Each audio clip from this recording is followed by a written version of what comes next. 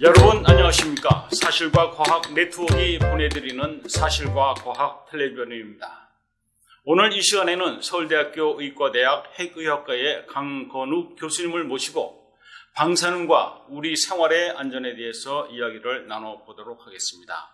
교수님 안녕하십니까? 네, 안녕하세요. 네, 방금 소개받은 강건욱입니다. 네, 우선 교수님이 의료 현장에서 어떤 일을 하시는지 시청자들에게 좀 소개를 해주시면 고맙겠습니다. 네, 그 핵의학과라는 걸 저는 하고 있죠. 그 핵의학이라는 게 이제 의료에서는 상당히 좀 독특하긴 합니다. 사람들도 처음에 회계학과냐 뭐 이렇게 잘못 듣는 사람분들도 계시고 해부학과시에요 뭐 이렇게 얘기하시는 분도 있습니다. 저는 이제 핵의학이라는 그 핵이라는 게 이제 방사선 물질이죠. 그러니까 방사선 물질을 우리 체내에 이제 투여를 해서 그 다음에 이제 영상을 얻기도 해서 하고요. 그걸 이용해서 진단에 사용하기도 하고 또 대량의 또 방사선 물질을 우리 체내에 넣으면 그것이 이제 암세포를 죽이기 때문에 암 환자 치료에도 사용을 하고 있습니다. 네. 우리가 이제 잘못 알고 있기로는 방사능을 가까이 하면 암이 생긴다 이렇게 알고 있는데 암을 치료하기 위해서 방사능을 이용하신다. 그렇죠. 상당히 좀 아이러니하죠. 네. 왜냐하면 저는 이제 특히 갑상선암을 이제 치료를 하고 진단합니다. 그런데 일본 후쿠시마나 체르노빌 사고에서 나왔던 게 방사능 요오드거든요. 그 방사능 요오드가 또 갑상선암을 일으킨다고 또 밝혀져 있죠. 네. 그런데 저희는 바로 그 방사능 요오드를 대량으로 줘가지고 갑상선암을 치료합니다. 그러니까 네. 실제로 체르노빌에서 그 아이들이 피폭받은 것보다 훨씬 더 많은 양을 주죠. 그게 왜 그러냐? 어떨 때는 그럼 암을 일으키고 어떨 때는 암을 치료하느냐? 그러면 이게 확률이기 때문에 그렇습니다. 어느 정도의 양을 주게 되면요. 그러면 정상적인 갑상선 등 중에서 대부분은 괜찮지만 일부에서는 암이 발생을 할 수가 있어요. 네. 그래서 이제 체르노빌 사고에서도 모든 아이들이 암에 걸린 건 아니고요. 그 중에서 이제 일부 아이들이 이제 암에 걸렸었죠. 다행히 이제 후쿠시마는 워낙 이제 방사선 요오드 자체를 직접적으로 흡입한 양은 많지 않습니다. 아이들이. 그래서 갑상선암이 증가되었다 그러지만 실제로는 그거는 이제 스크리닝 효과라 그래서 대조군 즉 방사선 노출이 전혀 안 된 아이들한테서도 암이 증가했기 때문에 그것은 이제 방사선에 의한 암은 아니라고 얘기하죠. 근데 저는 이제 갑상선암을 이제 수술을 하고 나서 이제 전이가 되어 있거나 남아 있는 암에 대해서 방사선 요오드를 대량으로 줍니다.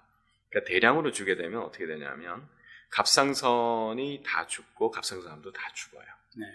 그러니까 몽땅 죽여버리기 때문에 거기서 다시 이제 갑상선암이 나올 수 있는 씨앗이 없는 거죠. 네. 네. 그렇기 때문에 그러니까 아주 미량이면 암이 안 생기고요. 어느 정도 상당히 고량이 들어가면 암이 생길 수 있지만 그 확률이기 때문에 일부에서 암이 생기고 더 많이 들어가면 모든 갑상선 조직이 다 죽어버리기 때문에 더 이상 암이 안 생기고 있던 암도 다 치료가 되죠. 네, 그러니까 저설량의 방사선 때문에 암이 생겼을 때는 좀 더 많은 방사선을 쪼임으로써 암을 치료한다. 저설량에서는 안 생기고요. 예. 이게 이제 잘 알려져 있습니다. 갑상선암뿐만 아니라 많은 암이 대부분이 이제 설량에 딱 비례를 하도록 잘 알려져 있어요. 네. 그래서 이제 상당히 이제 고설량이 되면 많이 이제 발생을 할 수 있고 그 많이라는 게 뭐 대부분은 아니고요. 보통은 우리가 죽다 살아남을 정도로 히로시마 나가사키 이제 원폭 피해자들을 보시게 되면 그때 중앙에 가까이 있었던 분들은 거의 죽을 뻔한 반치사량이라 그래서 반은 돌아가시고 반은 살아남았어요. 그럴 정도에서는 보통 평생 사시면 대부분 이제 나이가 드셔서 뭐 그때 당시에 뭐 한 20대 30대 피폭을 당했다 그러면 한 70대 80대 걸려서 다른 분들에 비하면 한 20% 정도 더 생깁니다. 암의 발생률이. 예. 보통 우리가 살면서 암이 안 생기는 건 아니죠. 왜냐하면 워낙 주변에 우리가 방사선 말고 다른 발암 물질이 워낙 많아서 그렇고요. 네. 우리 스스로도 유전자적으로 결함이 있기 때문에 나이가 들면 결국은 뭐 예를 들어서 뭐 담배도 그렇죠, 술도 그렇죠, 우리 미세먼지도 그렇죠. 심지어 요즘에는 소세지 같은 육류도 발암 물질이라고 이제 알려져 있고, 뭐 이런 배기가스, 뭐 여러 가지 이런 것들이 우리가 늘상 노출이 되고 있기 때문에 결국은 우리 국민들 중에서는 한 3분의 1이 결국은 나이 드셔서 암에 걸립니다. 그런데 이제 그 중에서 방사선을 죽다 살아남을 정도로 과피폭을 받은, 그러니까 우리나라는 현재는 없고요. 일본 같이 원폭 피해자 이 정도 수준이 되면 한 20%가 조금 더 늘어나요. 그러니까 30%에서 암이 걸린다 그러면 3, 2, 6, 한 6% 정도 더 는다고 보시면 됩니다. 그러니까 30%일까? 죽다 살아남을까 36%일까? 이렇죠. 그러니까 만약에 그게 아니라 뭐 방사선을 자기도 모르는 증상도 없을 정도로 적게 받았다 그러면 그 확률이 점점 떨어져서 뭐 0.5% 정도밖에 증가를 안 하는 경우도 있습니다. 그러면 30%냐 30.5%냐 뭐 이런 정도 차이면 사실은 내가 그것 때문에 암에 걸렸는지 안 걸렸는지는 알 수가 어렵죠. 확률이 너무 낮아서. 그렇지만은 이제 그 소위 환경 단체라고 하는 이런 조직에서는 네. 아주 미미한 극미량의 방사능에 노출되어도 네. 암이 발생할 수 있다. 암의 위험이 커진다 이렇게 주장을 하고 있습니다. 예, 맞습니다. 그래서 사실은 제가 이제 이 책을 이제 번역을 하게 된 건데요. 네. 그러니까 이제 책 그러면 공포가 과학을 집어삼켰다라는 책이죠. 결국은 이제 어디까지가 사실이고 어디까지가 공포냐 뭐 이런 건데요. 이 책은 이제 그 영국의 물리학과 교수님, 즉 옥스퍼드 대학의 물리학과 교수님이 이 책을 2009년도에 이제 쓰셨어요. 그런데 그때 당시 이제 가장 큰 문제가 뭐냐면 기후재앙. 지금 뭐 더 일반인들이 많이 알지만 그때는 이제 이분이 이제 기후변화, 기후재앙에 대해서 사람들이 이제 막 인식하고 있을 때였는데 그때 이제 독일 같은 나라들이나 이런 나라에서는 탈원전을 하면서 이 석탄을 엄청나게 많이 떼죠. 독일 같은 건 공업국인데 그렇게 원전을 탈원전을 하다 보니까 독일 자체에서 생산하는 갈탄 이런 것들을 엄청나게 많이 떼고 말로는 이제 그 친환경적인 태양광과 풍력을 늘리고 급격히 늘렸죠. 늘리는데 불구하고 갈탄은 하나도 줄이지 못하고 있습니다. 지금도 그러니까 유럽에서는 독일이 가장 그 이산화탄소를 많이 내뿜는 나라거든요. 제가 본 자료에 의하면요, 이 독일이 탈원전을 하면서 갈탄을 많이 떼서 화력 발전을 가동했죠. 그렇죠. 네. 그래서 그 갈탄에서 뿜어져 나오는 대기 오염 물질이 매우 많이 배출됐고, 그렇죠. 바로 이웃 나라 프랑스는 주로 이제 원자력 발전소를 통해서 전기를 일으키는데. 그렇죠. 프랑스와 비교해 본다면 이 대기 오염 물질이 독일은 프랑스에 비해서 5배나 더 많이 그렇죠. 존재한다. 그만큼 더러운 공기 속에서 살아갈 수밖에 없다. 그렇죠. 이런 것이 이제 현실이죠. 그러니까 뭐 말로는 친환경이라 하면서 지구에다가 이런 이산화탄소 같은 지구온난화의 주범을 계속 뿜어내고 있는 게 독일인데 그것을 이제 사실은 이제 비판한 것이 바로 이 책이 되겠습니다. 그래서 그러니까 사실 여기 공포가 과학을 집어삼켰다는 제목은 방사능에 대한 공포가 과학을 집어삼켰다. 그러니까 과학적으로 봐서는 별 문제가 되지 않는데 그 막연한 그 방사능에 대한 공포 때문에 오히려 우리 생활이 위험해지고 위태로워지고 비이성적인 방향으로 흘러간다. 이런 이제 주제를 가지고 책을 쓰신 거죠. 실제로 독일에서는 체르노빌 사고 이후에 인공유산을 굉장히 많이 했습니다. 독일 여성이 그해 이제 출산하는 아이들이 많이 줄었어요. 86년도에 사고가 났는데 87년도에 신생아가 많이 줄었어요. 그러니까 이게 전형적인 이제 공포에 의한 태아 살해 행위거든요. 막상 또 독일이 별로 오염되지도 않았어요. 체르노빌 사고가 난 다음에 그게 이제 바람이 막 이리저리 불고 그래가지고 주로 이제 낙진이 많이 지역이 있습니다. 알프스 지역이라든지 또 노르웨이나 이런 북유럽 쪽에 가면 산지들이 있으니까 그런 데 주로 이제 비나 뭐 이런 형태로 떨어져가지고 그쪽이 주로 오염됐고 독일은 정작 오염이 되지도 않았는데 당시에 이제 이런 사고가 났다는 걸 대대적으로 이제 뉴스에서 나오고 그리고 나서 이제 의사들조차도 심지어 방사선에 대해서 무지하거든요. 의사들은 뭐 저희 핵의학이나 이런 전문적으로 이쪽 분야를 하지 않는 의사들은 대부분 방사선에 병상에 관심도 없기 때문에 또 수치가 뭐 어느 정도 위험한지 모르기 때문에 그럴 경우에 이제 의사들한테 이제 물어보면 의사 선생님들이 이거 위험할 수 있네요. 뭐 이렇게 얘기해 주는 거예요. 그러니까 네. 이제 바로 그 공포가 생기면서 내 아이가 기형아가 나오지 않을까 해가지고 그냥 인공유산을 한 겁니다. 네. 그러니까 이게 전형적으로 어떤 과학적 지식이 없는 상태에서 이렇게 본인들이 생각하는 상식 수준에서 자꾸 얘기하려다 보니까 이게 이제 사실은 요즘에 많이 유행하는 뇌피셜에 해당합니다. 그러니까 자기 머릿속에서 뭐 일반적인 전문가 얘기를 진짜 막연하게 이러면 뭐 그러니까 늘 유튜브에 보면 뭐 방사선은 제로가 되어야 된다 뭐 이런 얘기를 하잖아요. 근데 이 세상에 제로일 수가 없는데 그러다 보니까 지금 의사라고 해서 모든 것을 하나에서 100까지 모든 걸 깊이 할 수는 없죠. 그 다 전공이 있기 때문에 전공에 대해서는 깊이 알고 자신 있게 얘기할 수 있지만 그러나 자기가 전공하지 않은 가령 그 모든 의사가 교수님처럼 핵의학을 전공하지는 않지 않습니까? 그러니까 이 방사능과 방사선의 문제에 관해서는 우리 교수님, 강 교수님의 말씀이 가장 권위를 인정받아야 되는데 인터넷에서 돌아다니는 많은 유튜브를 보게 되면 전공이 핵의학이 아님에도 불구하고 이 방사선의 위험에 대해서 매우 크게 강조하신 분들이 많이 있죠. 그러니까 저 같은 경우는 제가 이제 뭐 1991년부터 지금 이제 30년 됐네요. 이쪽에 근무한 지가. 그러면서 제가 이제 방사능 물질을 직접 다루기도 하고 그런 과정에서 이제 제가 피폭을 받기도 하고 또 환자들한테 이제 대용량을 이제 투여하니까 그분들이 이제 또 대부분 갑상선암은 이제 생존하시거든요. 어느 정도냐면 5년 생존, 10년 생존율 이렇게 따지면 100%가 넘어갑니다. 103%인가요? 뭐 그 정도 되는데 또 재밌는 게 어떻게 무슨 생존율이 100%가 넘어가냐. 뭐 일반인들 그런 얘기를 하잖아요. 그 얘기는 뭐냐면 항상 비교를 하거든요. 대조군이라 그래가지고 갑상선 암에 안 걸린 사람하고 비교를 하는데 그분들보다 오래 살아요.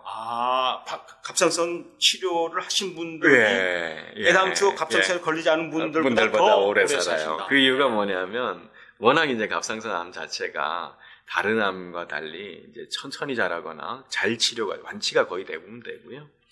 그런데 이분들이 되게 또 암에 한번 걸렸다는 그 생각에 조기 검진도 열심히 받으시고 또 운동도 열심히 하시고 이런 건강 얘기를 열심히 합니다. 그러니까 오히려 그냥 평범하게 사시는 분보다 오히려 오래 살아요. 방사선 치료를 받았음에도 불구하고 또 그런 것들을 이제 수십 년간 보면서 과연 이게 방사선이라는 게 제로가 아니면 위험하다는 게 사실인가? 그리고 이런 것들이 나 역시 이제 환자분들이 사실은 치료를 받고 오시면요. 저한테 오시면 환자가 방사선을 내뿜고 계시거든요. 제 앞에서. 그러니까 방사선에 피폭되시는 거예요? 네, 저 역시 그렇죠. 그러니까 그렇죠. 제가 막 그게 두려웠다 그러면 환자를 저 멀리서 보고 뭐 이래야 되잖아요. 얘기도 하면 안 되고. 그렇기 때문에 이 정도의 방사능에 대해서는 잘 알려져 있어요, 사실은. 이게 잘 모른다라고 얘기를 하니까 문제가 되는 겁니다. 환경단체에서는 얘기가 극미량도 모른다. 모르는 게 아니고요.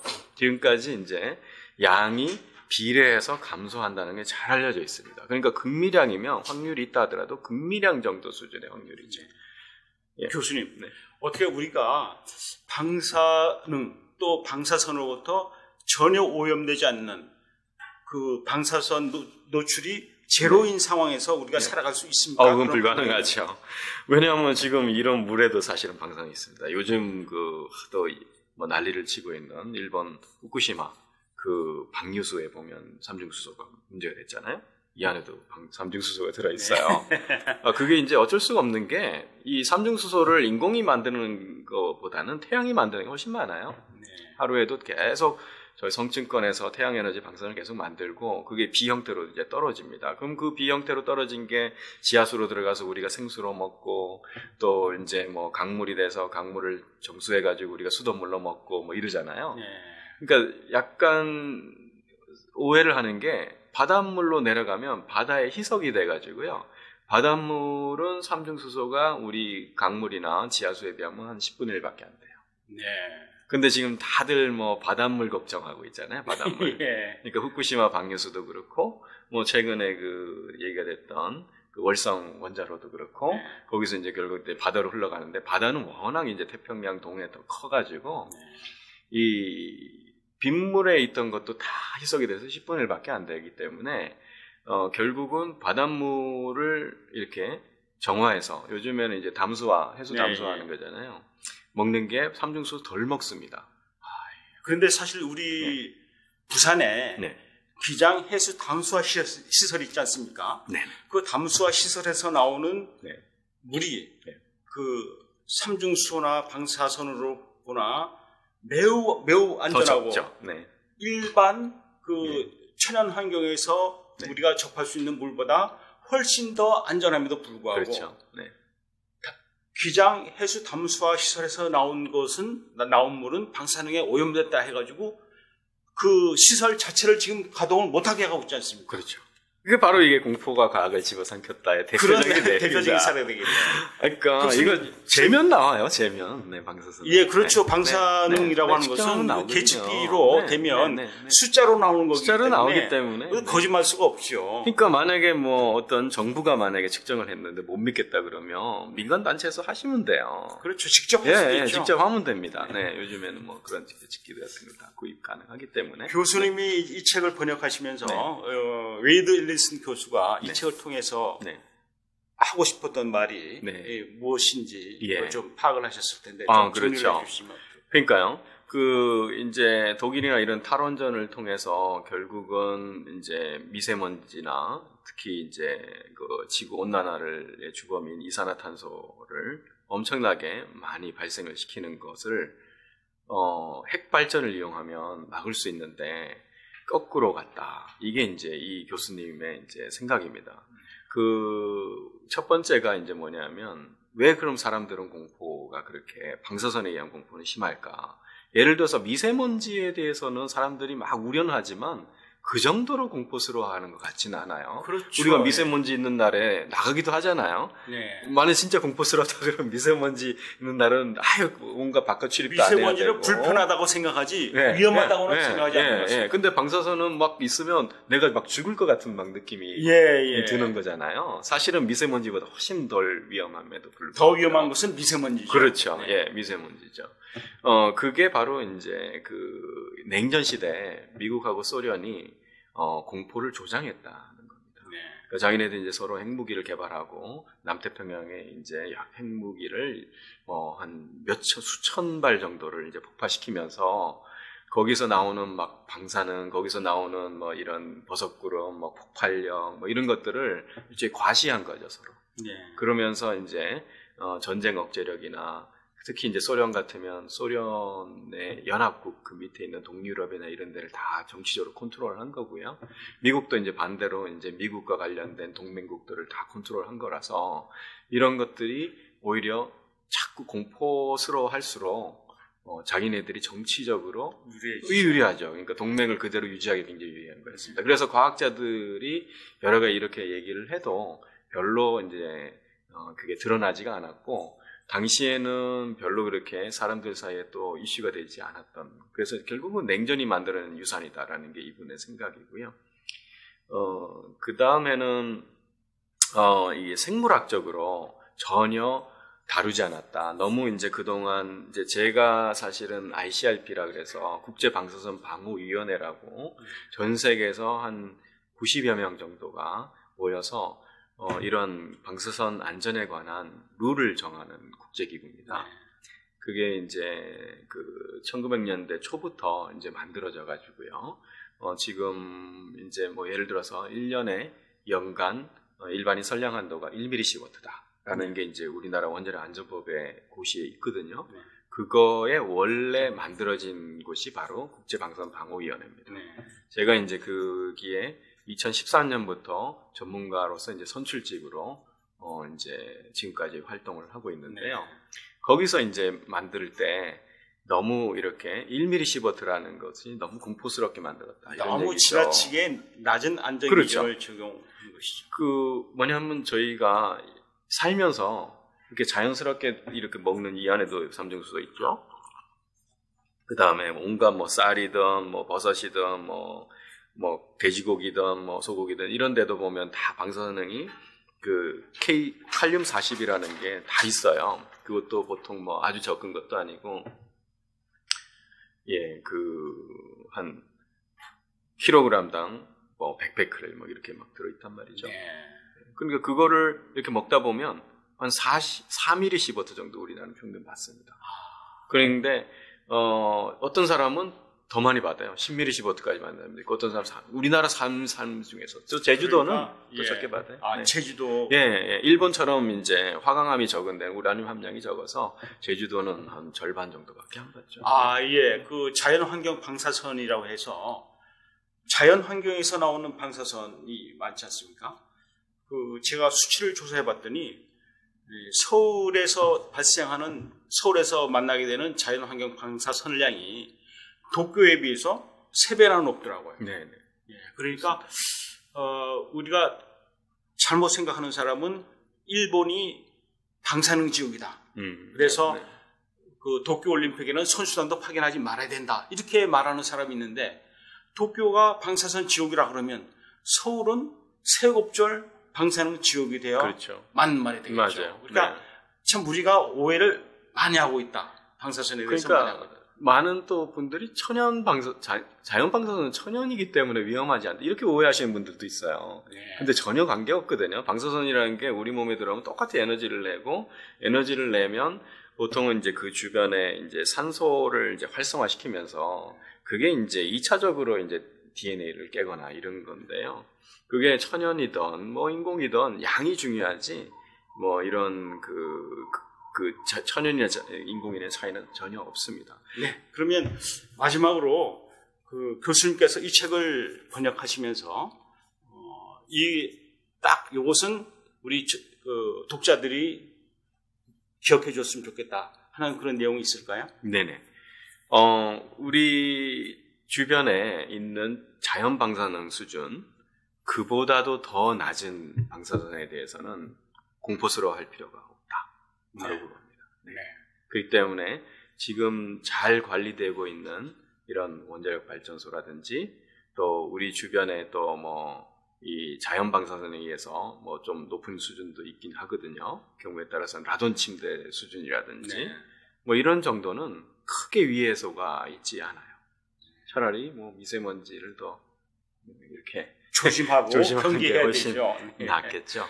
자, 그러면 1부는 여기서 마치고 다음 2부에 다시 한번 뵙도록 하겠습니다. 네, 감사합니다. 감사합니다. 네.